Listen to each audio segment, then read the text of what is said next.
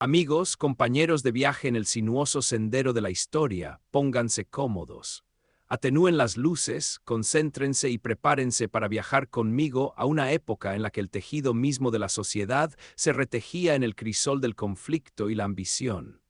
Esta noche descubrimos a un guerrero olvidado, un hombre de la tierra que empuñaba una espada, un agricultor que iba a la guerra junto a los reyes. Nos adentramos en el extraordinario mundo del caballero villano, una figura cuya existencia misma desafía nuestra comprensión de la clase y el poder medievales. Únanse a mí mientras desvelamos las capas de los siglos y recuerden, si este viaje les atrae, un me gusta, un comentario o un compartir nos ayuda a continuar estas exploraciones juntos. Ahora comencemos.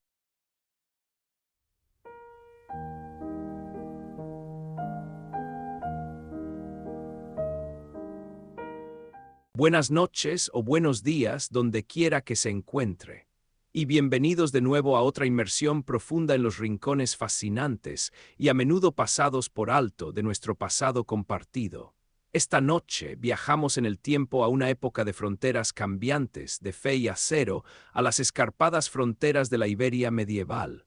Vamos a explorar un fenómeno social único, una clase de individuos que transitaban las líneas de la guerra y el trabajo. El privilegio y la vida plebeya, de una manera que realmente redefinió lo que significaba ser un plebeyo. Vamos a hablar del asterisco caballero villano. Asterisco ahora bien, cuando uno se imagina la sociedad medieval, a menudo le viene a la mente una imagen clara, ¿verdad? El poderoso rey en la cima, los grandes nobles con sus castillos y séquitos, los humildes campesinos labrando los campos y quizás los caballeros fuertemente armados, símbolos de caballería y poder marcial.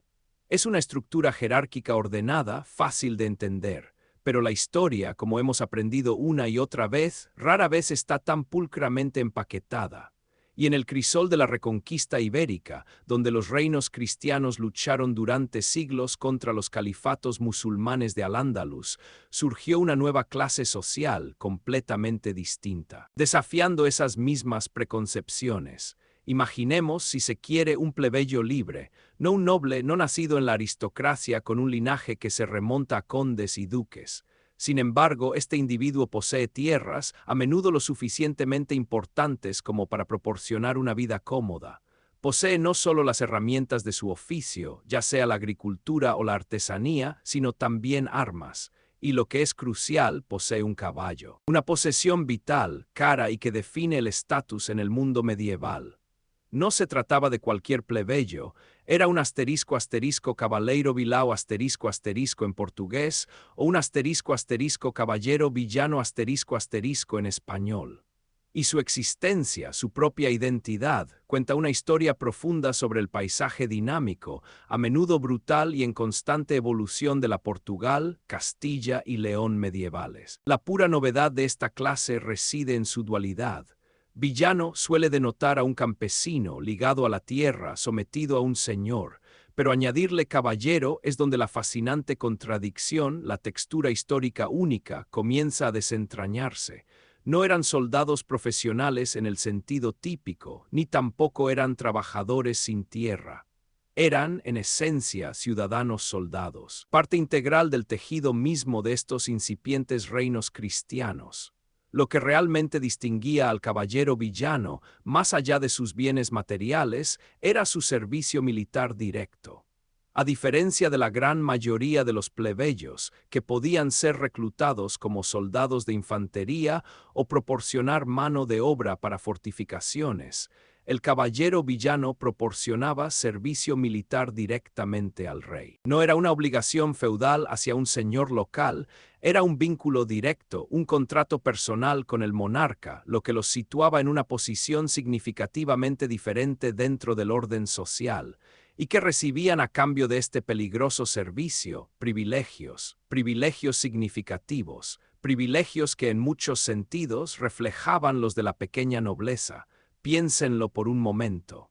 Un plebeyo, disfrutando de las mismas ventajas legales y económicas que alguien de nacimiento noble. Es un concepto que habría sido casi impensable en otras partes de la Europa medieval.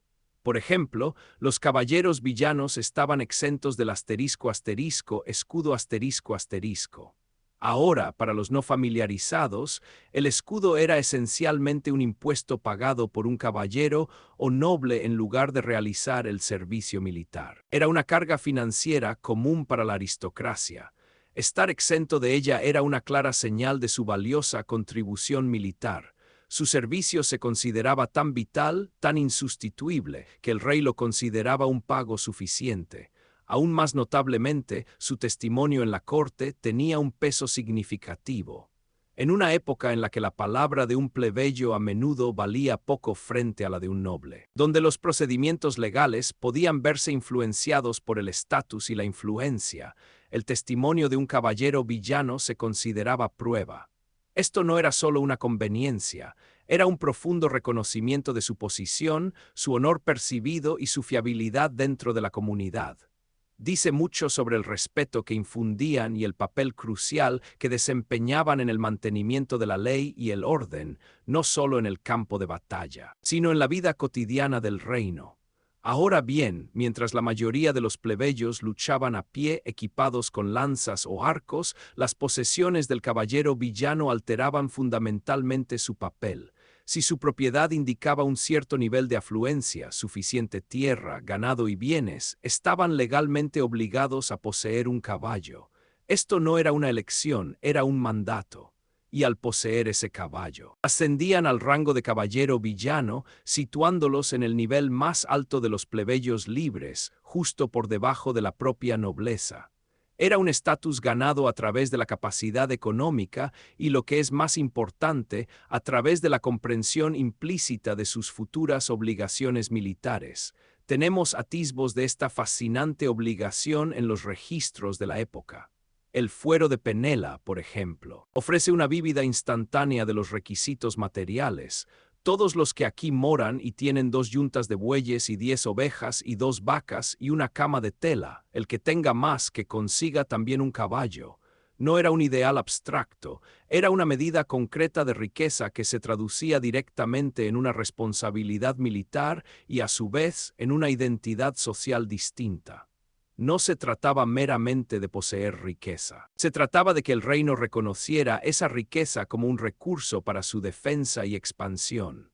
En la Portugal medieval, estos caballeros villanos no eran solo un activo ocasional, eran un componente sistémico y crítico de la máquina militar.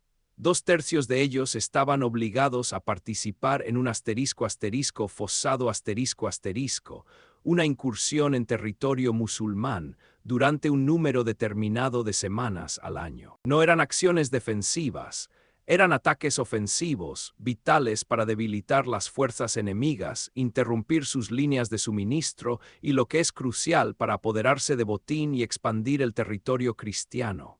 Y sí, tenían derecho a una parte del botín capturado, un poderoso incentivo, ciertamente, pero también una parte legítima de sus ingresos, difuminando las líneas entre el servicio militar y la empresa económica. Pero así como había recompensas, también había consecuencias por eludir su deber. Si una invasión extranjera amenazaba y un caballero villano no respondía al llamado a las armas, se enfrentaba a una fuerte multa de 15 asterisco soldos asterisco. No era una suma insignificante, era una pena considerable, lo que subraya la seriedad de su obligación militar y el papel vital que desempeñaban en la defensa del reino. Lo que es aún más notable es que estos caballeros villanos a menudo no esperaban una convocatoria real para participar en acciones militares. Con frecuencia organizaban incursiones en tierras musulmanas por iniciativa propia. Piénsenlo, plebeyos, no actuando bajo el mando directo de un noble o un rey, sino organizando de forma independiente pequeñas expediciones militares. Esto dice mucho de su espíritu marcial, su familiaridad con la frontera, quizás su deseo de obtener ganancias económicas a través del saqueo. Estas actividades militares independientes, combinadas con sus obligaciones formales, significaban que los caballeros villanos eran atraídos a la volátil y cambiante frontera. Se asentaban en o alrededor de las ciudades fronterizas del sur-oeste de Portugal, regiones que estaban constantemente en disputa, constantemente en flujo. Su presencia dotaba a estas ciudades de un marcado carácter militar, transformándolas en bastiones de defensa y puntos de partida para una mayor expansión. No eran solo comunidades agrícolas, eran asentamientos fortificados, poblados por hombres capaces de empuñar tanto un arado como una espada. De hecho, el período entre la toma de Coimbra en 1064 y la de Lisboa en 1147 fue un momento crítico en la Reconquista. Y durante esta era fundamental, la conquista de tierras de Al-Ándalus en lo que se convertiría en Portugal no fue llevada a cabo principalmente por los grandes ejércitos de reyes o las fuerzas de élite de la alta nobleza. En cambio, fue en gran parte el resultado de los esfuerzos de la pequeña nobleza, y quizás aún más significativamente, de estos mismos caballeros villanos, procedentes de las ciudades y comunidades rurales de la frontera. Ellos fueron la columna vertebral tenaz, decidida y a menudo ignorada de la expansión, empujando las fronteras, asegurando nuevos territorios y sentando las bases para el futuro reino de Portugal. El ascenso del caballero villano, por lo tanto, es más que una nota a pie de página en la historia medieval. Es una poderosa ilustración de cómo las presiones de la guerra prolongada, la constante necesidad de expansión y la naturaleza fluida de la vida fronteriza pueden forjar estructuras sociales completamente nuevas. Es un testimonio de la adaptabilidad de la sociedad medieval y de la voluntad de los reyes de conceder privilegios sin precedentes a aquellos que demostraron ser invaluables en el campo de batalla. No eran solo plebeyos, eran componentes integrales de un nuevo orden social y militar, sus vidas entrelazadas con el destino de sus naciones incipientes. Y su historia, como veremos, es una de increíble resiliencia, privilegio único y una danza constante entre las demandas del arado y el llamado de la espada.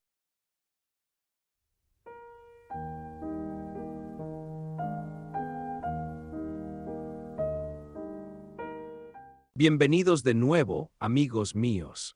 La última vez sentamos las bases para una figura fascinante y me atrevería a decir casi mítica de la Iberia medieval, el caballero villano. Hablamos de su improbable ascenso, una anomalía social que se abrió un espacio entre los polvorientos campos del campesinado y los salones dorados de la nobleza. Hoy vamos a profundizar en el corazón de su existencia, explorando el intrincado tapiz de su doble vida. Una mano en el arado, la otra en la espada, todo bajo la atenta y a menudo exigente mirada de su rey. Imagina, si quieres, al plebeyo típico de la época medieval. Cuando llegaba la llamada a las armas, marchaban. Llevaban lo que podían, a menudo armas rudimentarias, y luchaban a pie, su valentía nacida más de la necesidad y el deber que de cualquier entrenamiento militar o equipo en particular. Esto era la norma en gran parte de Europa. Pero en el crisol único del Portugal, Castilla y León medievales surgió algo diferente. Si un plebeyo libre, demostraba un cierto nivel de riqueza, sus obligaciones cambiaban drásticamente. Esto no era solo poseer un poco más de tierra o unas pocas cabezas de ganado, se trataba del caballo. El caballo, amigos míos, fue el factor decisivo. Poseer un caballo y las armas asociadas te elevaba. Ya no eras solo un plebeyo, eras un caballero villano. Cavaleiro vilao en portugués, caballero villano en español. El nombre mismo habla por sí solo. Caballero un guerrero, un combatiente montado y villano un plebeyo, a menudo un campesino atado a la tierra. Es una contradicción en los términos, sin embargo, en el paisaje feroz y siempre cambiante de la frontera ibérica, era una necesidad práctica, una realidad viviente. Esta clase. El caballero villano ocupaba el escalafón más alto de los plebeyos libres, solo un escalón por debajo de la pequeña nobleza, y su existencia era un testimonio de las brutales demandas de la Reconquista. Seamos claros, esto no era una sugerencia casual, era una obligación a menudo consagrada en los propios fueros de sus ciudades. Tomemos, por ejemplo, el Fuero de Penela, un documento que ilustra perfectamente esta expectativa social. Dice, y cito, todos los que aquí moran y tienen 2 yuntas de bueyes y 10 ovejas y 2 vacas y una cama de paño, el que tenga más, que tenga también un caballo. Es un decreto bellamente contundente y práctico, ¿no es así? Establece un claro punto de referencia de prosperidad y una vez que lo cumplías, tu papel en la sociedad y tu deber para con el rey cambiaban fundamentalmente. No solo tenías que tener un caballo. Estabas obligado a conseguir un caballo. El Estado, la corona, lo exigía. Esto no era solo cuestión de símbolos de estatus, se trataba de preparación militar, de la supervivencia misma de los reinos incipientes. Entonces, ¿qué implicaba esta doble vida? Bueno, por un lado, significaba servicio militar directo al rey, no a un señor local, no a un conde, sino directamente al monarca. Esta fue una distinción significativa, que consolidó su conexión con la corona y eludía algunas de las jerarquías feudales tradicionales. A cambio de este servicio vital, a estos caballeros villanos se les concedió un notable conjunto de privilegios, privilegios que generalmente estaban reservados para la pequeña nobleza. Imaginen eso, un plebeyo no nacido en el poder, pero que ejercía ventajas legales y financieras similares a las de la aristocracia. Por ejemplo, no pagaban escudaje. Para quienes no estén familiarizados, el escudaje era un pago realizado por un caballero o vasallo feudal para evitar el servicio militar. El caballero villano, en virtud de su servicio directo, estaba exento. Su mera existencia a caballo, listo para la guerra, era su pago. Más allá del alivio financiero, su palabra tenía un peso inmenso en los tribunales. Su testimonio, a diferencia del campesino común, se consideraba prueba. Esto no era simplemente una cuestión de posición social, era una profunda ventaja legal que ofrecía un escudo de credibilidad con el que la mayoría de los plebeyos solo podían soñar. Habla de la confianza depositada en ellos, una confianza forjada en los fuegos del conflicto. Ahora hablemos de la naturaleza de su servicio militar, particularmente en el Portugal medieval. A menudo era un ciclo de anticipación y acción. 2/3 de los caballeros villanos estaban obligados a participar en lo que se conocía como un fossado una incursión en territorio musulmán. Esto no era una invasión a gran escala, sino más bien una incursión estratégica, a menudo oportunista. Estas incursiones solían ser por un número determinado de semanas, un período diseñado para ser disruptivo, para reunir inteligencia y, crucialmente, para adquirir botín. Y sí, tenían derecho absoluto a una parte de ese botín capturado. Imaginen la motivación, no solo el deber, sino la perspectiva muy real de enriquecerse, de traer botines que pudieran asegurar aún más sus tierras, sus familias, su futuro. Era una potente mezcla de servicio nacional y empresa personal, pero con el privilegio venía la responsabilidad y con la responsabilidad venían las consecuencias. Si la llamada a las armas llegaba debido a una invasión extranjera y un caballero villano no respondía, las penas eran severas. Se imponía una multa de 15 soldos. Para ponerlo en perspectiva, un soldo era una unidad de moneda significativa, que a menudo representaba el salario de un día o más para un trabajador cualificado. 15 soldos no era una suma insignificante. Era un disuasivo serio que subrayaba la importancia vital de su presencia en el campo de batalla. Lo que realmente diferenciaba a los caballeros villanos y fundamentalmente moldeó la frontera fue su iniciativa. No siempre esperaban un decreto real para actuar. A menudo organizaban incursiones en tierras musulmanas por propia voluntad. Piensen en eso por un momento. Plebeyos agrupándose, cabalgando hacia territorio enemigo. No solo defendiendo sus hogares, sino expandiendo activamente la frontera. Esto no era solo cuestión de estrategia militar, era una forma de vida. Eran, en esencia, unidades de expansión autoorganizadas, empujando los límites de los reinos cristianos a través de la pura tenacidad y un deseo de tierra y recursos.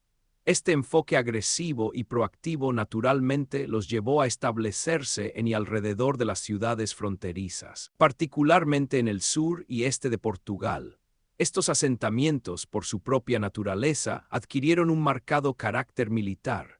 No eran solo centros agrícolas, eran guarniciones, puestos avanzados en una tierra perpetuamente disputada. Los sonidos de la vida diaria se habrían entrelazado con el tintineo del herrero forjando armas, el relincho de los caballos listos para una cabalgata y las discusiones sobre patrullas y guardias. Consideremos el período entre la captura de Coimbra en 1064 y la caída de Lisboa en 1147. Esta fue una era pivotal en la Reconquista, un tiempo de implacable avance hacia el sur. Y quienes, amigos míos, estuvieron a la vanguardia de esta monumental expansión no fueron únicamente los grandes ejércitos de reyes o la nobleza establecida. No la conquista de tierras de Al-Ándalus, la marcha implacable de la frontera. Fue abrumadoramente emprendida por pequeños nobles y, crucialmente, por estos caballeros villanos procedentes de las ciudades y las comunidades rurales. Fueron la punta de lanza, los individuos aguerridos y decididos que literalmente forjaron el futuro de Portugal con sus espadas y sus arados. Representan una fusión única del guerrero y el labrador, una encarnación viva de una sociedad constantemente en guerra, donde se esperaba que todo hombre apto, si tenía los medios, contribuyera a la defensa y expansión del reino. Su legado no es solo de batallas ganadas, sino de ciudades fundadas, de tierras colonizadas y de una estructura social reimaginada para satisfacer las demandas de una era brutal, pero transformadora. Fueron el motor de la expansión, la columna vertebral de la frontera. Y su historia es una que con demasiada frecuencia se pasa por alto en las grandes narrativas de la historia medieval. Y en nuestro próximo segmento exploraremos los fascinantes y a menudo sorprendentes privilegios que realmente distinguieron a estos caballeros villanos, y lo que esos privilegios nos dicen sobre las prioridades de los reyes a los que sirvieron.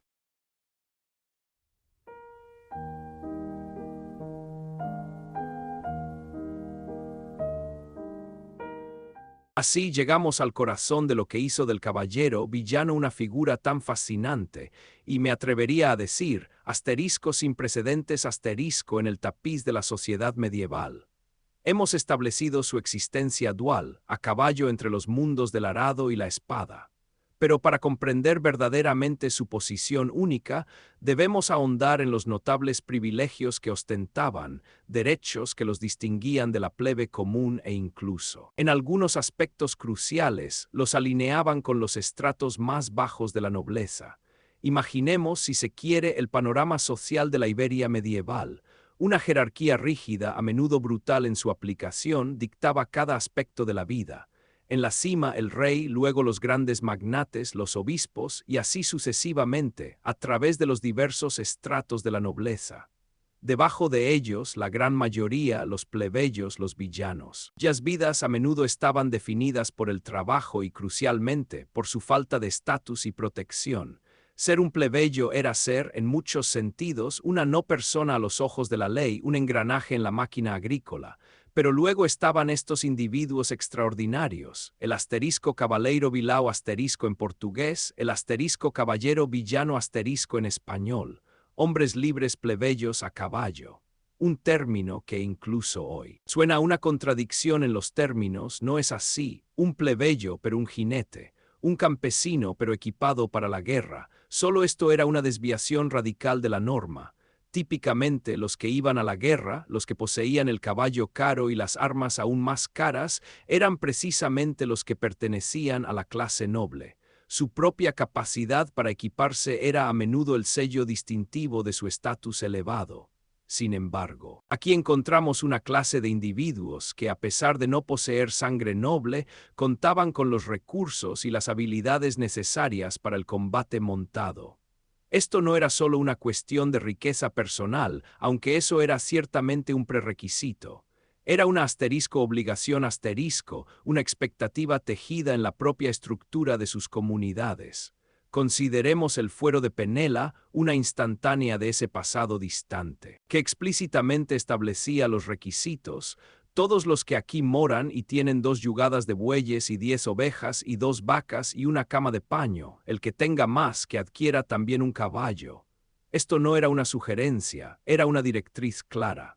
Si poseías un cierto nivel de riqueza, no solo asterisco se te permitía asterisco poseer un caballo, asterisco estaba obligado asterisco a hacerlo. Y con ese caballo venía el manto del caballero villano. ¿Y qué les otorgaba esta obligación? Aquí es donde la historia se vuelve verdaderamente cautivadora. Por su servicio militar directo al rey, estos caballeros villanos tenían derecho a una serie de privilegios que habrían sido inimaginables para cualquier otro plebeyo. Desempaquemos algunos de ellos. En primer lugar, y quizás lo más significativo, estaban exentos del asterisco scutaje asterisco. Para aquellos no familiarizados con las complejidades de las finanzas feudales, el scutaje era esencialmente un pago realizado por un caballero o noble en lugar del servicio militar real. Era una carga financiera, un impuesto sobre su estatus noble. Estar exento de esto era ser puesto a la par o incluso por encima de muchos nobles menores. Era un reconocimiento tangible de su contribución activa y de primera línea a la defensa del reino. Una poderosa señal de que su presencia física en el campo de batalla tenía más valor que una mera contribución monetaria. Imaginemos el orgullo, el sentido de valor inherente, que esta exención habría inculcado en un hombre que en casi todos los demás aspectos todavía era considerado un plebeyo. Pero los privilegios no se detenían en sus bolsillos. Su posición ante la ley era igualmente transformadora. En los tribunales medievales, donde el estatus social a menudo dictaba el peso de la palabra de uno, el testimonio de un caballero villano se consideraba asterisco prueba asterisco. Este fue un cambio monumental. Para la mayoría de los plebeyos, su palabra sola podría no tener mucho peso, podrían requerir jurados o otras formas de corroboración. Pero para el caballero villano, su palabra, como la de un noble, era suficiente. Esto dice mucho sobre la confianza y el respeto que se les otorgaba, una consecuencia directa de su papel vital en la protección del reino. Los elevaba más allá del ámbito de la sospecha y los colocaba dentro de una esfera de credibilidad legal previamente reservada para la aristocracia. Este estatus legal único, junto con sus exenciones financieras, los colocaba efectivamente en la cúspide de la clase de plebeyos libres, un nivel distinto justo debajo de la nobleza. No eran nobles de nacimiento, no, pero tampoco eran simples villanos comunes. Ocupaban un espacio liminal, un puente entre dos mundos, forjado por su servicio y sus posesiones. Su papel militar no se trataba solo de acciones defensivas cuando el rey los convocaba. Eran hombres de acción, a menudo tomando la iniciativa en la lucha continua de la reconquista. Una proporción significativa de caballeros villanos en el Portugal medieval, 2/3 de hecho, estaban obligados a participar en un asterisco fossado asterisco, una incursión en territorio musulmán, durante un número determinado de semanas. Esto no era simplemente una postura defensiva. Era una ofensiva, un compromiso proactivo en la expansión y aseguramiento de las tierras cristianas. Y por su participación, tenían derecho a una parte del botín capturado, una recompensa directa y tangible por su valentía y su contribución al esfuerzo de guerra. Pero ay del caballero villano que eludía sus deberes. Si la llamada a las armas llegaba en caso de una invasión extranjera y no respondían, les esperaba una fuerte multa de 15 asterisco soldos asterisco. Esta no era una suma pequeña, un testimonio de la seriedad con la que se veían sus obligaciones militares. Subrayaba el hecho de que sus privilegios no eran dádivas, se ganaban y venían con estrictas responsabilidades. Este compromiso constante, este carácter militar inherente, significaba que los caballeros villanos a menudo estaban en la vanguardia de la frontera. Organizaban incursiones en tierras musulmanas por iniciativa propia, empujando los límites, estableciéndose en y alrededor de las florecientes ciudades fronterizas en el sur y este de Portugal. Estos asentamientos, por su propia naturaleza, adquirieron un marcado carácter militar, sirviendo como puestos de avanzada y puntos de partida para una mayor expansión. Es crucial recordar el contexto aquí. Entre la captura de Coimbra en 1064 y la crucial captura de Lisboa en 1147, un período de inmenso cambio y conflicto, la conquista de tierras de Al-Ándalus, los territorios musulmanes, no fue únicamente obra de reyes y grandes señores. Fue un esfuerzo complejo y multifacético, y una parte significativa de esa conquista fue emprendida por estos mismos individuos, los nobles menores y, crucialmente, los caballeros villanos de las ciudades y comunidades rurales. Eran la infantería, los jinetes en la frontera, las mismas personas que daban forma al mapa en evolución de la Iberia medieval con sus espadas y sus arados. Así, cuando hablamos de los privilegios sin precedentes del caballero villano, no estamos hablando solo de notas a pie de página legales u oscuros detalles históricos. Estamos hablando de una clase de individuos que, a través de sus circunstancias únicas y sus contribuciones vitales, se labraron un espacio en una sociedad que, de otro modo, era increíblemente resistente a la movilidad social. Eran la encarnación del estatus ganado, demostrando que en el crisol de la guerra y la expansión, incluso un plebeyo con un caballo y una espada podía ascender a una posición de respeto, influencia y un notable estatus legal.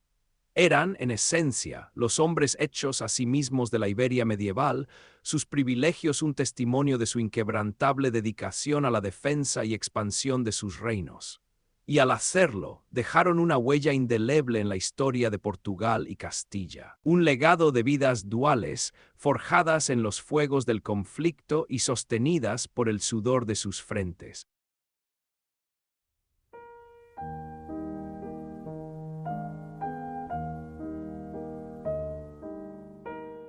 Bienvenidos de nuevo, amigos míos. Hemos recorrido el ascenso de una clase social única, hemos explorado sus desafiantes vidas duales e incluso hemos tocado los sorprendentes privilegios que los diferenciaban. Ahora, a medida que nuestro tiempo juntos en este fascinante rincón de la historia llega a su fin, dirigimos nuestra mirada a cómo estos individuos, los caballeros villanos, no fueron solo un subproducto de su época, sino más bien activos forjadores de ella, particularmente en el incipiente reino de Portugal. Imaginemos la península ibérica, un vibrante tapiz de culturas y conflictos, donde las líneas entre lo cristiano y lo musulmán cambiaban constantemente. No era un mapa estático, era una frontera viva y palpitante y exigía un cierto tipo de persona para no solo sobrevivir, sino para prosperar dentro de sus límites en constante cambio. Aquí es donde el caballero villano realmente se hizo a sí mismo, volviéndose instrumental en la forja de Portugal tal como lo conocemos.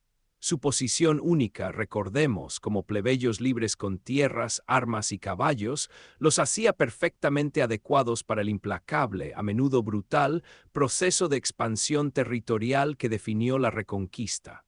A diferencia de las grandes campañas lideradas por reyes y nobles poderosos, una porción significativa del trabajo real y a nivel de tierra de conquista y asentamiento fue emprendida por estos mismos hombres.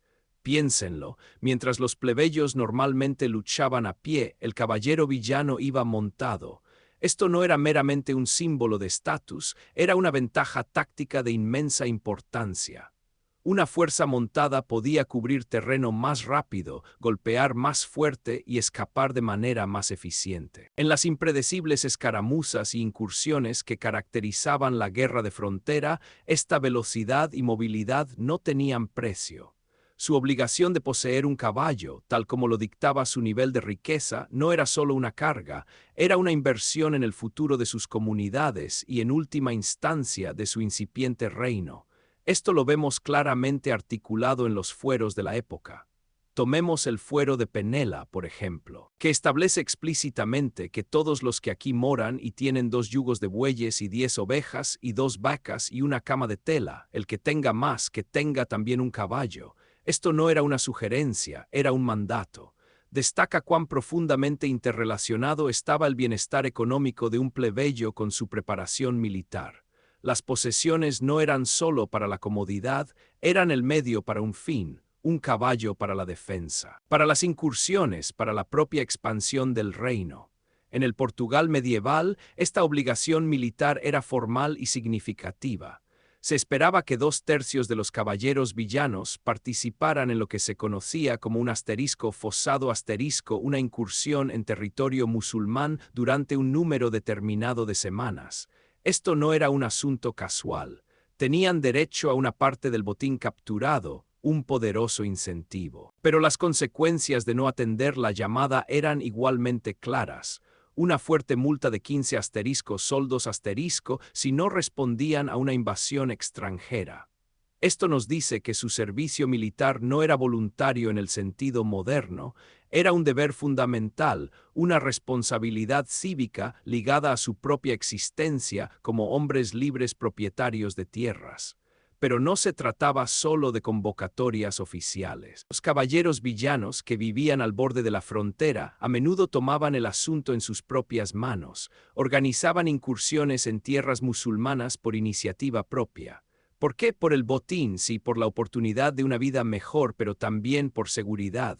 Al empujar la frontera hacia afuera, al acosar a sus vecinos, estaban creando una zona de amortiguación, salvaguardando sus propias tierras y comunidades. Este enfoque autopropulsado, casi empresarial de la guerra es una característica clave de su contribución. No eran meramente soldados, eran pioneros. Este espíritu de compromiso proactivo los llevó a establecerse en o alrededor de las ciudades fronterizas en el sur-oeste de Portugal. Estos asentamientos, por su propia naturaleza, adquirieron un marcado carácter militar. No eran solo centros agrícolas, eran puestos avanzados, puntos estratégicos en un conflicto latente. La arquitectura, el urbanismo, el mismo tejido social de estos lugares fueron moldeados por la constante amenaza y la necesidad de defensa. Consideremos el período entre la captura de Coimbra en 1064 y la captura de Lisboa en 1147. Esta fue una era crucial en la formación de Portugal, un tiempo de expansión implacable desde asterisco al Andalus asterisco. Si bien a menudo nos centramos en las grandes narrativas de reyes y condes, los registros históricos revelan que la conquista real de la tierra, la lucha ardua y diaria por el territorio, fue en gran parte emprendida por una combinación de nobles menores, y crucialmente por estos caballeros villanos de las ciudades y comunidades rurales. Ellos fueron los que estuvieron en el terreno, literalmente esculpiendo el nuevo reino, pieza a pieza sangrienta. Su papel era multifacético. Eran colonos que convertían la tierra salvaje en tierra productiva, soldados que defendían y expandían esa tierra, y ciudadanos que contribuían al tejido económico y social de sus crecientes comunidades. Eran la columna vertebral del incipiente Estado portugués, proporcionando tanto producción agrícola como fuerza militar. Sin su mezcla única de tenacidad plebeya, habilidad marcial y propiedad de la tierra. La trayectoria del Portugal medieval, y de hecho de toda la Reconquista, podría haber sido muy diferente. El caballero villano, por lo tanto, es un testimonio de la fluidez y el dinamismo de la sociedad medieval. Desafían nuestras nociones convencionales de estructuras de clase rígidas, demostrando cómo las circunstancias, la necesidad y la iniciativa individual podían forjar un nuevo tipo de actor social.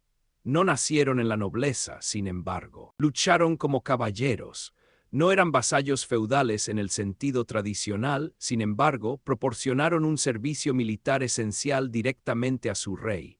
Eran, en esencia, los ciudadanos soldados de su época, profundamente arraigados en sus comunidades, pero constantemente buscando el horizonte, forjando una nación con cada golpe de su espada y cada surco de su arado. Y así cerramos nuestro viaje con el caballero villano. Desde sus humildes orígenes como plebeyos acomodados hasta su papel fundamental en la formación de reinos, su historia es un poderoso recordatorio de que la historia a menudo la hacen no solo los reyes y las reinas, sino las vidas extraordinarias de personas comunes, que cuando se les llama, se levantan para enfrentar los desafíos de su tiempo, dejando una marca indeleble en el mundo. Gracias por acompañarme en esta exploración. Hasta la próxima. Sigan explorando, sigan cuestionando y sigan vibrando con la historia. Y así nuestro viaje por los campos y campos de batalla de la Iberia medieval llega a su fin por ahora.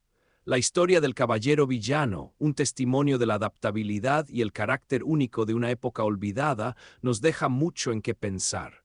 Su historia, una mezcla de deber, privilegio y resiliencia, realmente destaca lo complejo y fascinante que puede ser el pasado.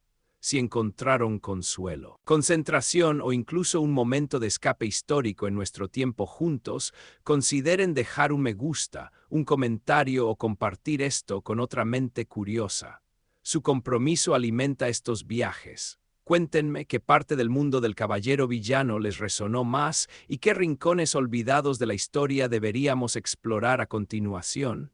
Hasta nuestro próximo momento compartido, sigan explorando, sigan cuestionando y sigan vibrando con la historia.